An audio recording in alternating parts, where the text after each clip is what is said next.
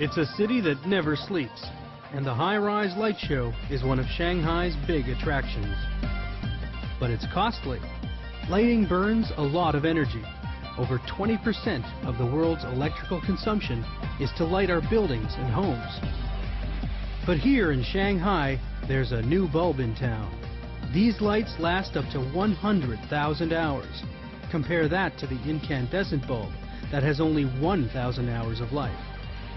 They're called induction lamps, and some say they're the best kept secret in lighting.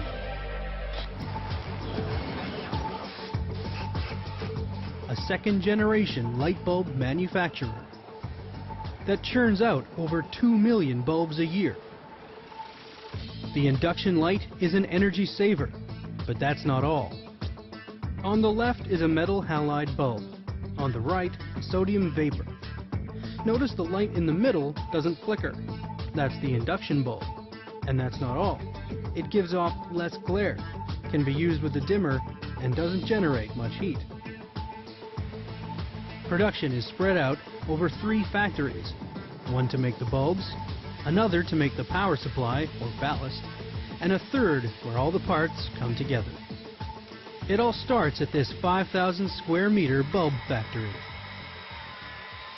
30 centimeter lengths of hollow glass tubes are fed into a super hot oven to soften them up for bending. Timing is crucial, because at the end of this 35-second ride, it's a blazing 1,500 degrees Celsius. A second too long, and the tubes could melt. The glass tubes get swallowed up and curved into a U. It's here the bulbs begin to take on their donut shape, or at least half of one. Next, it's down to the conveyor, so the tubes can gradually cool down to room temperature. The straight ends are cut off, and the half donut tube gets washed to make ready for another bath, a milky coating of phosphor and glue. It's the phosphor that gives the bulb its bright white color when it lights up. A 600-degree oven speeds along the phosphor drawing process. Then the 2 halves of the glass tubes are joined. But before they're put together, here's what makes the induction bulb so unique. There's no electrodes or filaments inside. Filaments burn out. In fact, it's the biggest cause of failure for more common bulbs. The question is, if there's no filament, how does the induction bulb generate light? More on that in a minute. Time to bring the half tubes together, sealed tight with 1,200-degree heat. Next, the bulb must be drained of any remaining air. A small tube jutting out of the bulb is fused to a machine that vacuums out the air. Then argon gas is fed in. That small protruding tube serves another purpose. It's the sealed housing for hard pellets of solid mercury, about the size of a bean seed. When powered up, the mercury gets excited and vaporizes inside the bulb, producing ultraviolet energy. The invisible UV energy bounces off the white phosphor to produce light. The light bulb's power source is a ballast that produces a high-frequency current. With no filaments to burn out, the life of the induction lamp is mostly determined by the ballast. This ballast is a radio frequency power supply that starts with a circuit board. Each one has a diagram or roadmap showing where all the diodes, capacitors, and transistors go. The boards are fed into a machine that installs some of the smaller components. These robotic arms work around the clock, spitting out close to 3,000 boards in a 24-hour period. The board is inspected to make sure the components are secure and in their proper position. Workers attach the remaining components, 100 in all.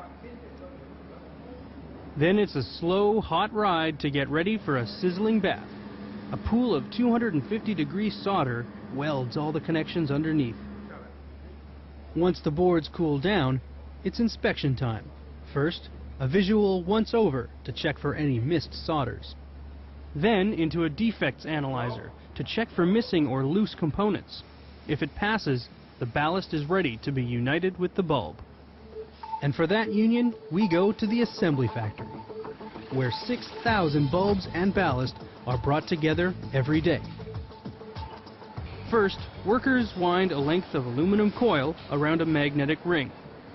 The magnetic rings are the key to induction, which means the transmission of energy via electromagnetic field. When the coil is powered up, it produces a current that surges through the magnet, generating an electromagnetic field around the bulb. It's this field that excites and vaporizes those mercury pellets to produce UV energy, which strikes the white phosphor to create light. While the coil and magnetic rings are being made, the bulb gets a few quality checks.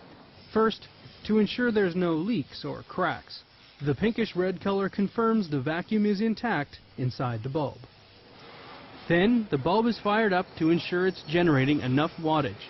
Bulbs range from 15 up to 200 watts. Next, the magnetic rings are carefully fastened. Tighten the rings too tightly and the glass can shatter. Too loose, and the amount of magnetic energy generated is weakened. To make sure the magnetic ring is secure, the bulb is tested once again. The machine on top measures electrical output. The bottom one reads voltage. On another line, workers put the finishing touches to the ballast.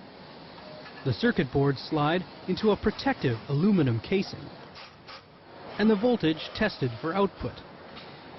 Now, the final test. The bulbs and ballast are connected to a conveyor. They will burn for 2 hours and brightness and wattage measured. Notice, as they come off the line, it's a matter of seconds from when the bulbs turn off to when workers pick them up. That shows how little heat they generate.